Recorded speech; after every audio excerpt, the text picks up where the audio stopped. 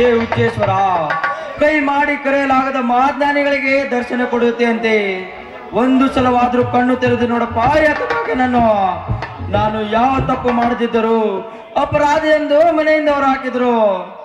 ಯಾರ ಮುಂದೆ ಹೇಳಿದ್ರು ಏನೂ ಪ್ರಯೋಜನ ಇಲ್ಲ. ಅಮ್ಮ, ಹೊಟ್ಟೆ ಹಸು ಆಗ್ತಿದೆ, ನೀರಡಿಕೆ ಆಗ್ತಿದೆ, ಯಾರಾದ್ರೂ ನೀರು ಕೊಡಿ.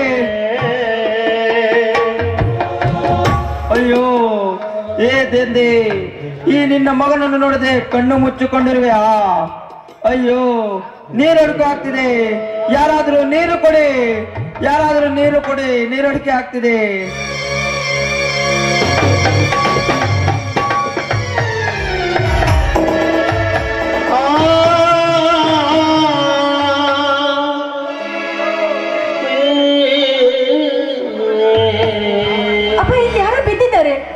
ಮಗಳೇ, ಯಾರೋ ಕುಡಿದ ನಿಶೆಯಲ್ಲಿ ಬಿದ್ದಿರಬೇಕಮ್ಮ. ಬಾರಮ್ಮ, ಹೊಲದಲ್ಲಿ ಕಳೆ ತೆಗೆಯಬೇಕು. ನಡೆಯಮ್ಮ, ಬೇಗ ಹೋಗೋಣ. ಇಲ್ಲ ಅಪ್ಪ, ಅವರು ಕುಡಿದು ಬಿದ್ದಿಲ್ಲ. ಏನಾಗಿದೆ ಅಂತ ಸ್ವಲ್ಪ ವಿಚಾರ ಮಾಡಿ ನೋಡಪ್ಪ.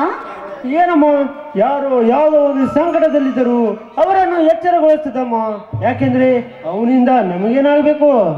ಅಪ್ಪಾಜಿ, ನಾವು ಮಾನವರು ಎಚ್ಚರ ತಪ್ಪಿ ಬಿದ್ದಾಗ ಅವರನ್ನು ಎಚ್ಚರಗೊಳಿಸುವುದು ಮಾನವರಾದ ನಮ್ಮ ಧರ್ಮ ಅಪ್ಪಾಜಿ. ಅದು ಅಲ್ಲದೆ ನಡು ರೋಡಿನಲ್ಲೇ ಬಿದ್ದಿದ್ದಾರೆ. ಯಾರಾದ್ರೂ ಗಾಡಿ ಹಾಯಿಸ್ಕೊಂಡು ಹೋದ್ರೆ ಏನ್ ಗತಿ? ಏನ್ ಹೇಳ್ತಾ ಇದೆಯಾ ಮಗಳೇ? ಇದು ಪುಣ್ಯ ಮಾಡುವಂತ ಕಾಲವಲ್ಲಮ್ಮ. ನಾವು ರೈತರು, ರೀತಿ ನೀತಿ ತಿಳಿದವರು. ನಾವೇನಾದರೂ ನಿಯತ್ತಿನ ಮಾತನ್ನು ಹೇಳೋಟರೆ ತಿರುಗಿ ಬೀಳ್ತಾರಮ್ಮ ಈಗಿನ ಜನ. ನೋಡಪ್ಪ, ಅವರವರ ಧರ್ಮ ಕರ್ಮ ಅವರ ಹಿಂದೆ. ನಾವು ಮಾಡ್ಬೇಕಾದ ಕರ್ತವ್ಯನ ನಾವು ಮಾಡ್ಲೇಬೇಕು. ಈಗ ನೀವ್ ಎಬ್ಬಿಸ್ತಾರ ಅಥವಾ ನಾನು ಎಬ್ಬಿಸ್ಲಾ? ಬೇಡ ಮಗಳೇ, ನಾನೇ ಎಬ್ಬಿಸ್ತೀನಿ. ಲೇ ತಮ್ಮ, ಯಾರಪ್ಪ ನೀನು? ಈಗ ಏಕೆ ಬಿದ್ದೀಯಾ?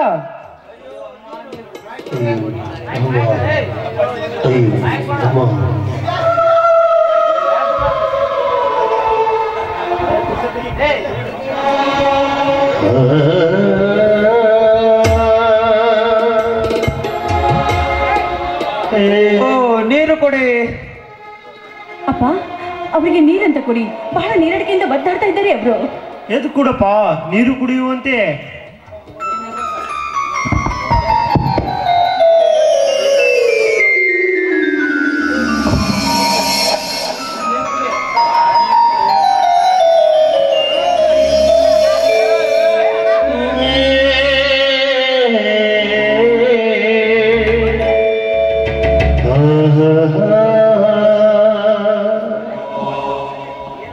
ಏನಪ್ಪ ನಿನ್ನ ವಸ್ತಿ?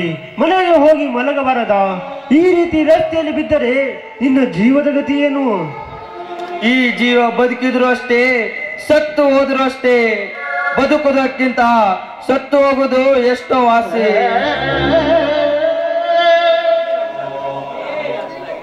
ನೋಡಿ, ಕಣ್ಣೀರ್ ಹಾಕ್ಬೇಡಿ.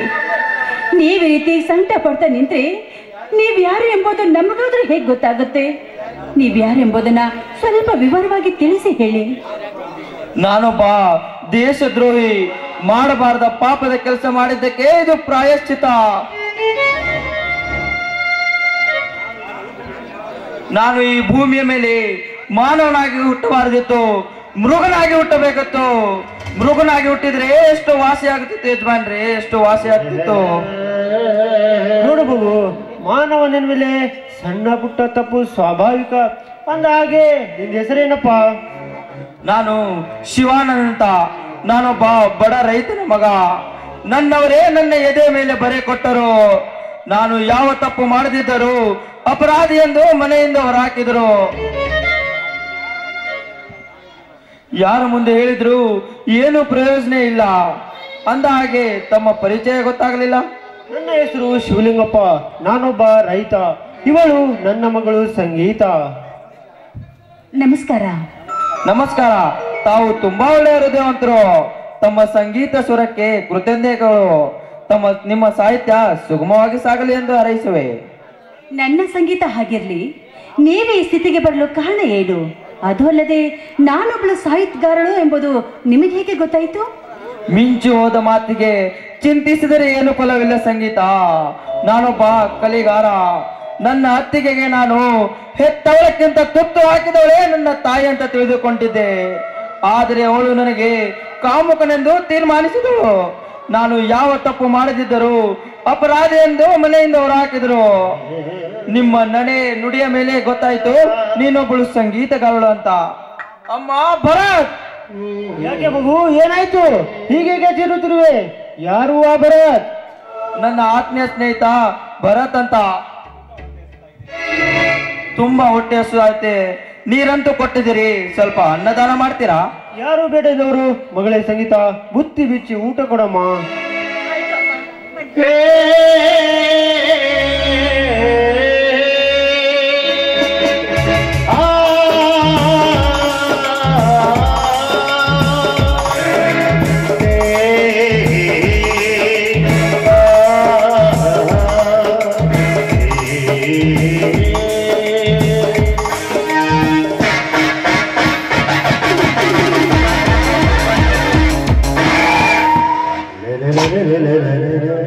ಹಸುವಿನ ದಾಹದಿಂದ ನರಳುತ್ತಿರುವ ಶಿವಾನಂದ್, ಏಕೆ ಹಸಿವು ಹಾರಿ ಹೋಯಿತೆ?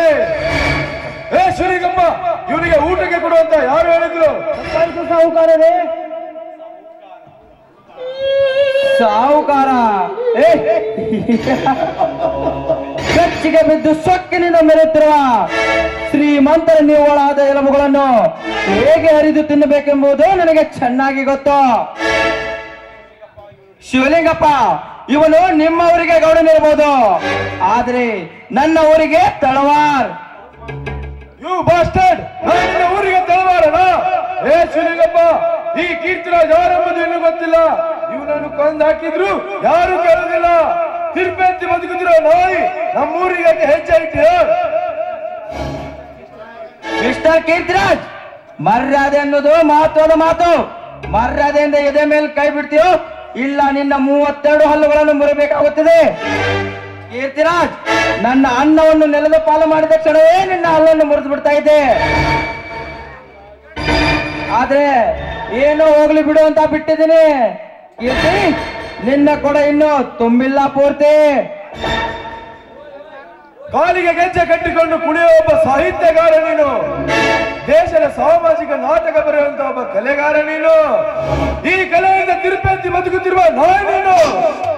ಶಿವಲಿಂಗಪ್ಪ, ನಿನ್ನ ಮಗಳು ಕೂಡ ಒಬ್ಬ ಸಂಗೀತಗಾರಳು. ಈ ಸಂಗೀತದಿಂದ ನೆಮ್ಮದಿಯಾಗಿ ಬದುಕಬೇಕೆಂಬ ಆಸೆ ನಿಮಗಿದ್ದರೆ ನನ್ನ ಹೇಳಿಕೆಯಂತೆ ನೀಡಬೇಕು.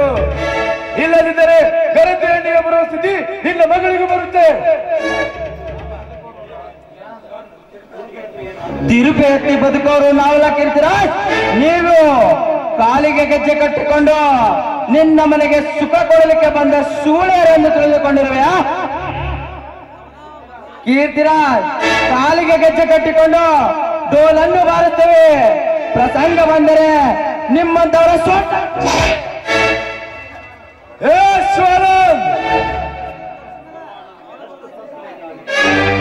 ಶಿವಾನಂದ್ ಎಂದೋ ಸತ್ತು ಹೋದ, ಈಗ ಬರೀ ಶಿವ ಶಿವ. ಕೀರ್ತಿರಾಜ್, ಶೂನ್ಯ ಎಂಬ ದೇಶದಲ್ಲಿ ಸಾವಿರ ಸಾಹಿತ್ಯವನ್ನು ಸೃಷ್ಟಿ ಮಾಡುತ್ತಿರುವಾಗ ನಿಮ್ಮಂತವರನ್ನು ಮೆಟ್ಟಿ ನಿಂತು ನಿನ್ನ ಕೊಳ್ಳಿಗೆ ನಾ ಮೆಟ್ಟುವ ಮೆಟ್ಟಿನ ಸರವನ್ನು ಹಾಕಿ ಕೆಟ್ಟ ಕ್ರೂರ ನಿಮ್ಮಂತವರ ಮೆಟ್ಟಿ ನಿಂತು ದೇಶದ್ರೋಹಿ ಸಮಾನ ಎಂಬ ಸಾಮಾಜಿಕ ನಾಟಕವನ್ನು ಸೃಷ್ಟಿ ಮಾಡುತ್ತಿದ್ದರೆ ನನ್ನ ಹೆಸರು ಶಿವನೇ ಅಲ್ಲ. ನೋಡ್ರಿ ಸಾವುಕಾರೆ, ಪಾಪ ಅವನೊಬ್ಬ ಬಡವ. ಅವನ ಮೇಲೆ ನಿಮಗೇನು ವೈರತ್ವ? ಅವನ ಪರವಾಗಿ ನಾನು ನಿಮ್ಮಲ್ಲಿ ಕ್ಷಮೆ ಕೇಳುತ್ತೇನೆ.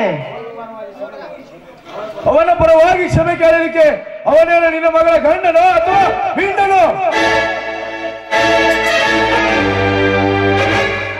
ಮಿಂಡ ಅಲ್ವೋ ಭಂಡ, ಮುಂದೆ ನನ್ನ ಗಂಡನಾಗುವನು. ಹೇಗಿರ್ತೀರಾಜ್, ದುಡ್ಡಿನ ಅಹಂಕಾರದಲ್ಲಿ ಸೊಕ್ಕಿನಿಂದ ಮಾತನಾಡಬೇಡ. ನಮ್ಮೂರಿಗೆ ನೀನೊಬ್ಬ ಶ್ರೀಮಂತನೆಂದು ಇಲ್ಲಿಯವರೆಗೆ ಮರ್ಯಾದೆ ಕೊಟ್ಟೆ. ಈಗ ನನ್ನ ಮಗಳು ಹಾಕುವ ಚಪ್ಪಲಿಗೆ ಇದ್ದಕ್ಕೆ ಮತ್ತು ನಿನಗಿಲ್ಲ. ಶಿವಲಿಂಗಪ್ಪ, ಮಾಡ್ಕೊಂತಿರು ಬಡವ ಅಂದ್ರೆ ಬೇಡ್ಕೊಂತಿರುವ ಜಾತಿನೆಂದು ಒಬ್ಬ ಪುಂಡ ಪೋಕಿರ ಬೆಂಬಲ ಕಟ್ಟಿಕೊಂಡು ನನಗೆ ಒದಿಸಿದೆಲ್ಲ. ನಿನ್ನ ಮಗಳ ಪರಿಸ್ಥಿತಿ ಏನಾಗುತ್ತೆ ಗೊತ್ತಾ? ನೋಡು, ಕಣ್ ತುಂಬಾ ನಾನು ಏನೇ ನನ್ನ ಕೆನ್ನೆಗೆ ಹೊಡಿದೀಯಾ? ನನ್ನ ಕೆನ್ನೆಗೆ ಬಿದ್ದ ಏಟಿನ ಗಾಯ ಆರಬೇಕಾದ್ರೆ ಸೇಡು ತೀರಿಸಿಕೊಳ್ಳಲೇಬೇಕು.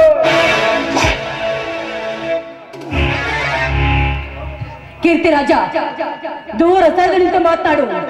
ಹತ್ತಿರ ಬಂದಿದ್ದೆ ಆದ್ರೆ ಕೋಲಲ್ಲಿರುವ ಮೆಟ್ಟಿನಿಂದ ಪೂಜೆ ಮಾಡಬೇಕಾಗುತ್ತೆ. ಎಲೆ ಸೂಳೆ, ಪಾದರಕ್ಷೆಯಿಂದ ಪೂಜೆ ಮಾಡ್ತೀಯಾ? ಏ ಶಿವಾನಂದ್, ನಿನ್ನಲ್ಲಿ ಗಂಡಸನ್ನ ಇದ್ದರೆ ಇವಳನ್ನು ಉಳಿಸಿಕೊಂಡು ನೋಡೋಣ.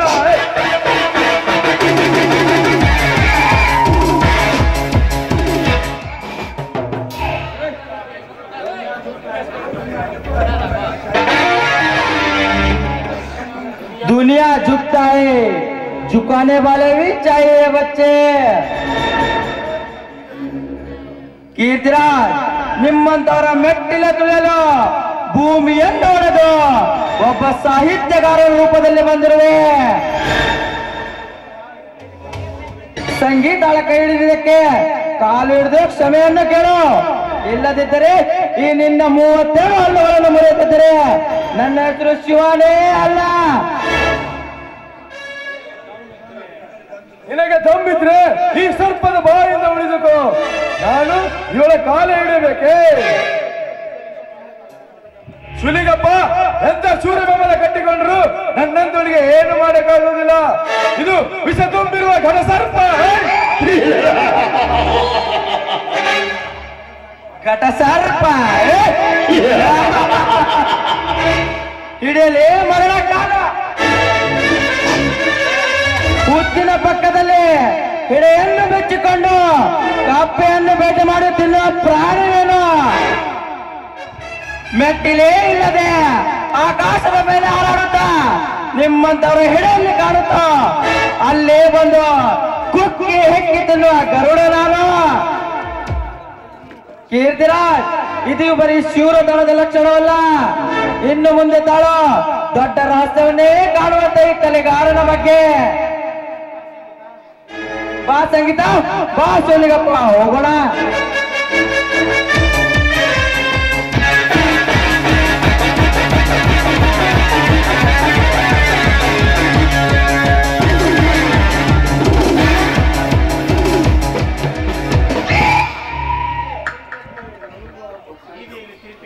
ಬೀದಿಯಲ್ಲಿ ತೀರ್ಪೆತ್ತಿ ಬದುಕುತ್ತಿರುವ ಒಬ್ಬ ಸಾಹಿತ್ಯಗಾರನ ಬೆಂಬಲ ಕಟ್ಟಿಕೊಂಡು ನನಗೆ ಒದಿಸಿದೆಯಲ್ಲ. ಮಾವಿನ ಹಣ್ಣಿನಂತೆ ರಸ ತುಂಬಿರುವ ಹೆಣ್ಣು ನಿನ್ನ ಮಗಳು. ಆ ಹಣ್ಣಿನ ರುಚಿ ಹಗಲೊತ್ತಿನಲ್ಲಿ ನಡು ಬೀದಿಯಲ್ಲಿ ಸವೆಯದಿದ್ದರೆ ನನ್ನ ಹೆಸರು ಕೀರ್ತಿರಾಜನೇ ಅಲ್ಲ. एक दिन आने पड़ेगा दाता की बाजार में. ಒಂದು ದಿನ ನನ್ನ ಕಾಲಡಿಯಲ್ಲಿ ಹಾಕಿ ತುಳಿದಿದ್ದರೆ ನಾನು ಕೀರ್ತಿರಾಜನೇ ಅಲ್ಲ.